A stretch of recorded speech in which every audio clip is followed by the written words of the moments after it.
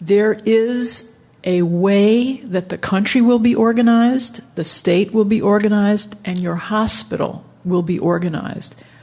If you read this document on your own computer, there are some people who are managing the problem at the top, the commander and the people who report to the commander. There's a whole group of people who do planning.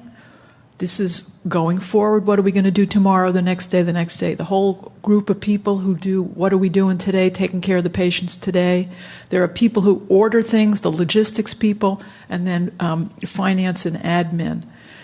Writ small, this is what happens in your hospital. Writ large, this is what happens in the country. It's called the Incident Command System.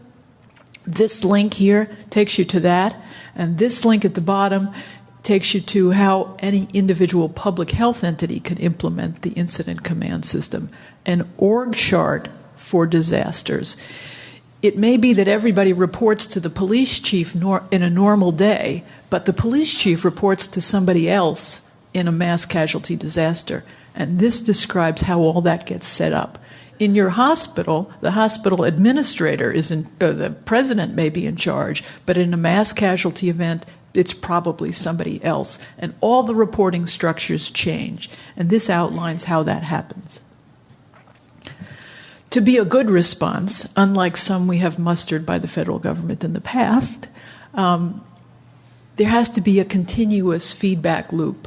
Local people know stuff on the ground. They tell it to the region. They tell it to the state. The state tells it to the feds. The feds feedback information about what's happening, and it has to be quick, accurate, and updated.